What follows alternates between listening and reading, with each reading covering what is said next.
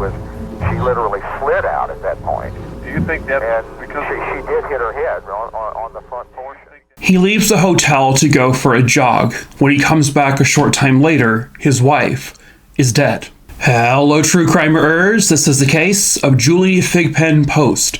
Viewer discretion is advised.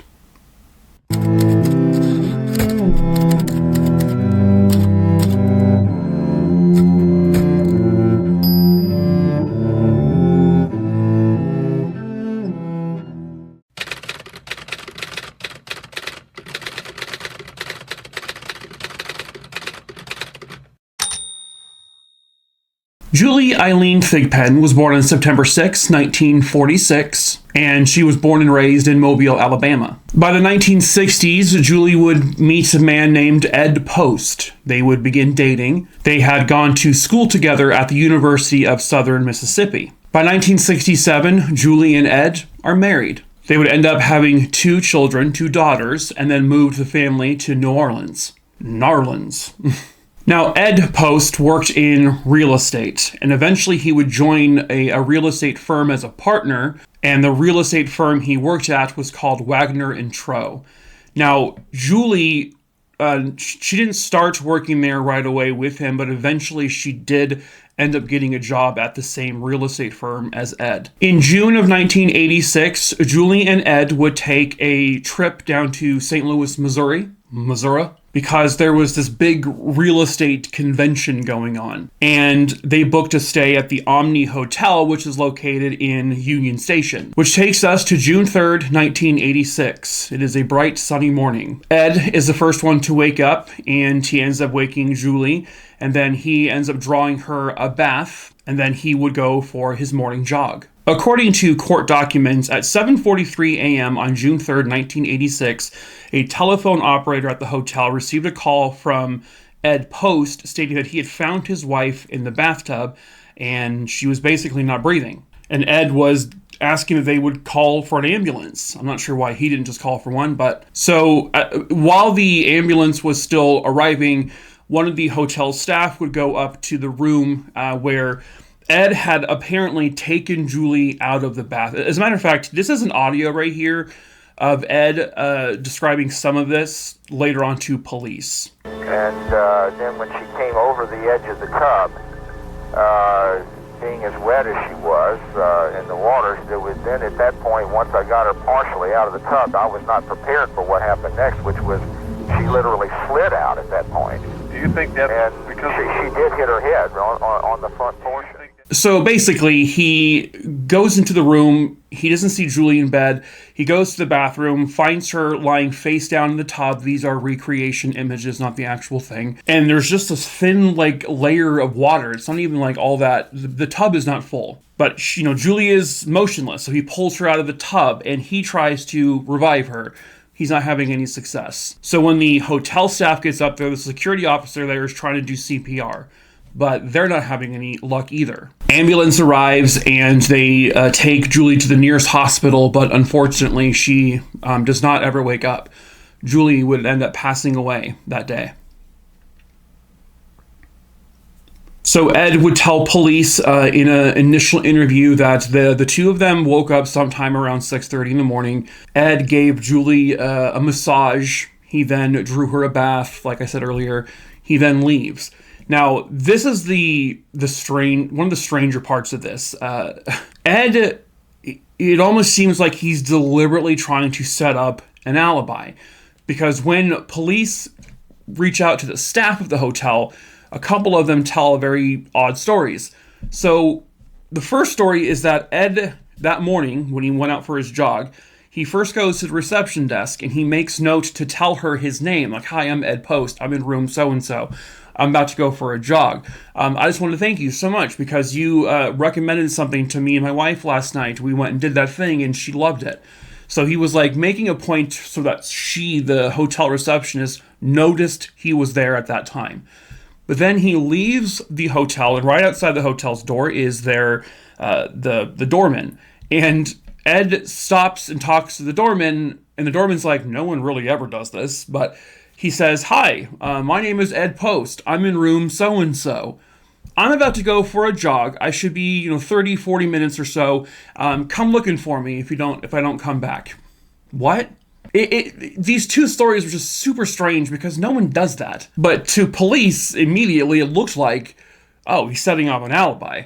Hotel staff would confirm that when he came back to the hotel, he was sweating, like he was, his clothing was all sweat through. And then within minutes of him getting back to his room, he contacts the hotel staff about Julie in the bathtub. So initially, the autopsy would show that Julie Post died from drowning. Her cause of death was drowning. But the coroner could not make any determination as to the manner of death. Like, was it an accident? Was it a homicide?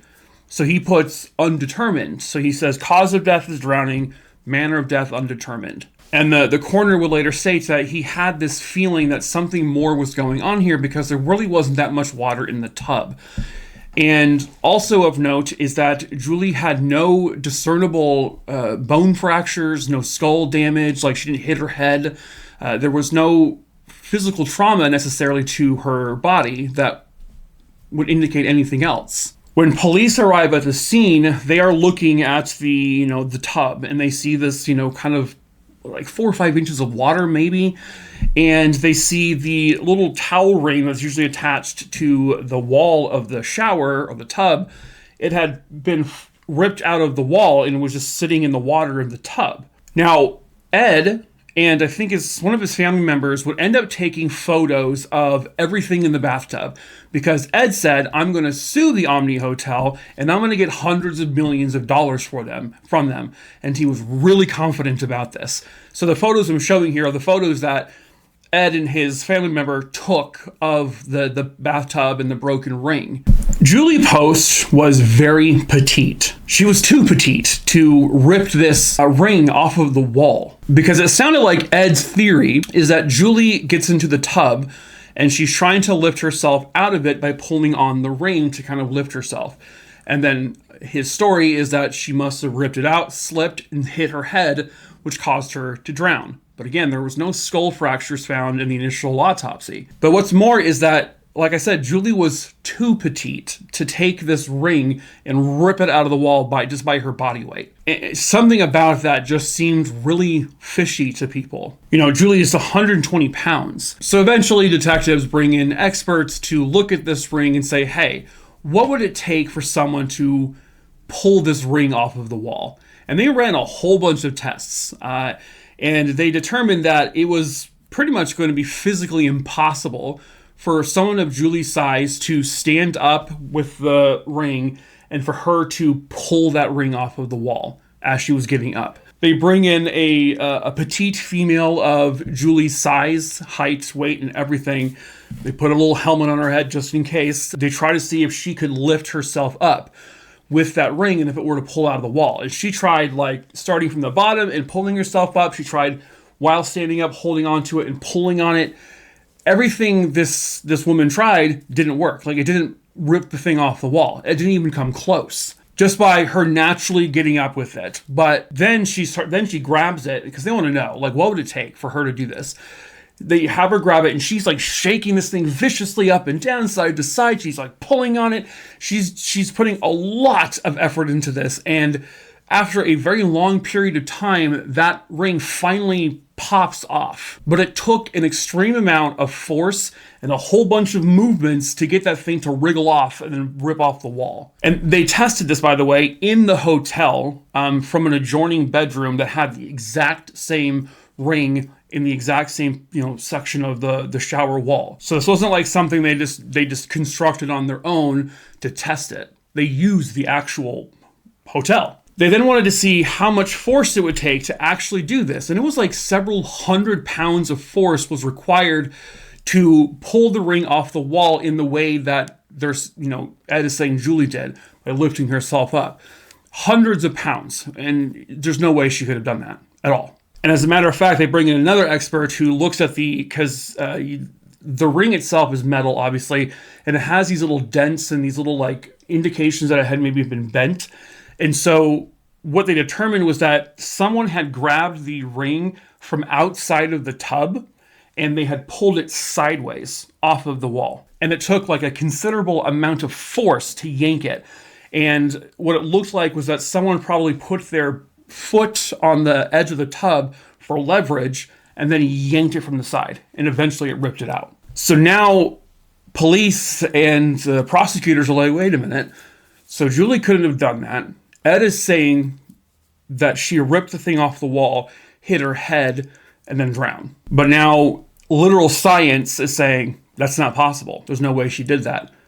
That crime scene was staged. Now, one thing I thought of was like, did they have any way of knowing whether or not that towel ring in particular maybe had already been loosened before this all happened? You know, it's possible that maybe it was already kind of freely wiggling around before Julie ever got into that tub. It's possible, but there really was no way of knowing that. There weren't any repair records that indicated that.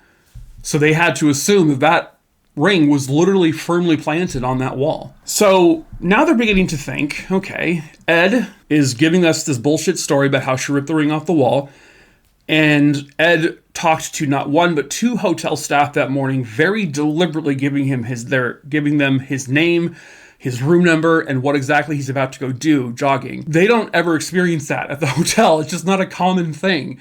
And so it looked very odd, like he was literally trying to establish his alibi. So now Ed's a suspect. Okay, well, what's Ed's motive? Well, love, maybe. There was a co-worker at the real estate company that both Julie and Ed work at. Her name is Kim. And Kim is this, young, pretty individual.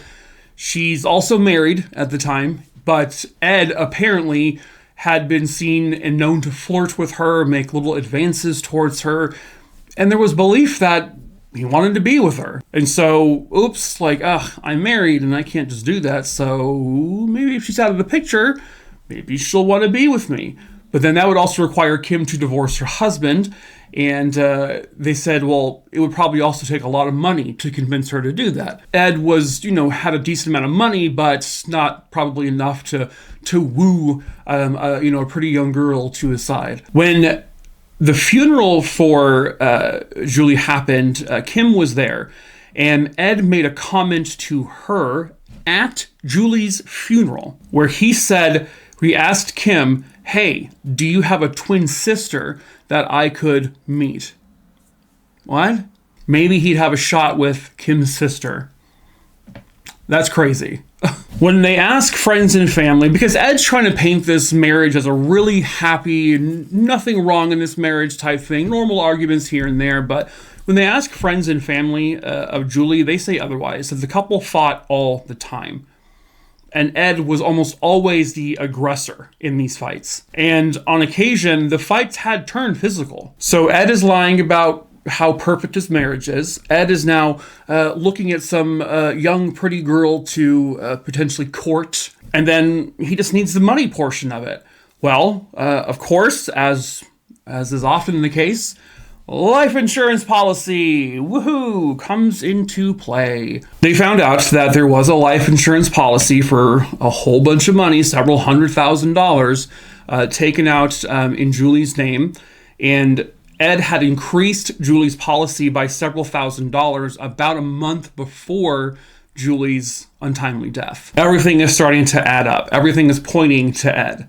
And so Ed Post is arrested. He is indicted and charged with the murder of his wife, Julie. He swears he had nothing to do with what happened to her. This was all an accident. Now, here's the thing. Is there physical evidence that shows that he killed her in the bathtub? There really isn't. So what they had to do prior to the trial was they had to exhume Julie's body. Now, Julie is buried in New Orleans, where most of the cemeteries in New Orleans are pretty, everyone kind of has that classic image of a New Orleans graveyard. Everything is above ground, right? There aren't many people who are buried under the earth. That's because the water levels are so high that it damages, coffins and people who are buried underneath the ground. Well, Julie just so happened to be one of those few people who was buried in the ground. So they had to exhume her body. And once they got all the dirt, moved off and they found her casket, The casket had been slid down at an angle, and it had begun to sink into the dirt, and the coffin was completely full of water. The only thing noticeable was Julie's head sticking out above the water, which the image I'm showing is a really blurry image, but this is an image of the actual exhumation where you can see her head. But luckily, the head was in good condition, so they were able to do a second autopsy. At the second autopsy, they found bruising on the back of her neck and her upper back. Bruises that were consistent with someone using force with their hands to push someone down. Maybe grab them by the neck or the back area and push them into the water of the tub. Again, does that necessarily prove that he did it? No, but he was the only one with that kind of access to the room. I mean, other than hotel staff. He had a motive, a financial motive. He had a motive thinking that he might be able to get the pretty girl if Julie is gone. Sometimes circumstantial stuff is really weak and it's just really gonna be hard to convict someone. But all the circumstances around this one are pretty significant. And the only possible scenario is that Ed did this to her. He killed her. So Ed goes on trial for the murder of his wife. He did testify, and he came off as kind of smug and very much like an asshole. The jury said he came off incredibly condescending. They brought in a bunch of scientific experts, people to testify about that towel ring, the autopsy with the bruising. It just all made sense. And the jury found him guilty of the murder and sentenced him to life in prison. However, several years later, they would appeal this conviction because I guess they found out the detectives had inappropriate conversations with jury members or something to do with the trial where they could be viewed as interfering with the jury. So his conviction was overturned. And then they're saying, all right, we're going to go for a second trial. This time, Ed ends up admitting he did it. Because he doesn't want life in prison, he ends up confessing to killing her. And he pled guilty and was sentenced to 30 years in prison, where he still sits to this very day. If Ed had not tampered with that ring, he probably would have gotten away with murder. I mean, if he wanted it to make it look like a drowning, all he had to do was just that, not with this whole towel ring thing. Maybe she fell asleep. I mean, there were no drugs or alcohol in her system, so they really couldn't go that route, but you never know. Maybe something happened where she passed out in the tub and fell face first in the tub. This extravagant thing of ripping the towel ring off the wall when there's no injuries to replicate her smacking her head on something. That's what did him in. Stupidity, thankfully. And thankfully, he's now in prison for a very long time. And hopefully by the time he gets out, he can't hurt anyone ever again. Hopefully. He'll be a very old man. And, Julie didn't deserve this. You could have just said, hey, I want a divorce. That's a simpler option. But no, we need the money. Hundreds of thousands of dollars of life insurance policy. Let's just stop those things. They're just like the number one cause of death, life insurance policies, for God's sakes. I just feel like there's got to be more protection around those things. I mean, it's just insane how many times that comes up as the reason someone is murdered. You figured we would do something by now to remedy this. But in the end, Julie was able to get the justice that she very rightfully deserved. But that is it for this case, True Crime, Aruni, Dooney, Dingleberry Dongs. Hope you found it interesting. As usual, if you are new here, hello, my name is Mike. I tell multiple true crime stories every single week here on YouTube. So please subscribe, hit the bell so you're notified when I post a new video, and leave a comment, drop a like. That way more people can see this video. It would be much appreciated. Share it if you want to. I also tell short form true crime stories over on TikTok. The TikTok link is in the link tree, which is in the description of this video below. Please feel free to follow that. It's also named Making a True Crimerer over there, if you want to just search it instead. And also in that link tree, you're going to find my case list, which has over 7,000 names on it. If there's a case you want me to cover you don't see there, just email me. My email is listed below as well. The name of the case, where it happened, when it happened. I'll add it to my list. I choose my cases at random, but if you are a loved one who wants their story told sooner, just let me know you are a loved one and I can make that a priority. But at any rate, that is it for this video, True Crime Rooney. So until the next case, ta-ta for now. Stop it. Okay.